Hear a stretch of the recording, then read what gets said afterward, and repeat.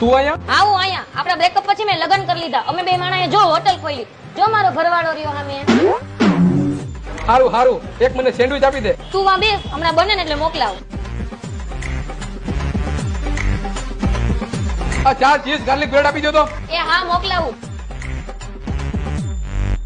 આ 2 દાબેલી આપી દો. બસ 2 મિનિટમાં આવે. આ એક દહીં વડા આપી દેજો. એ હા હા આવે.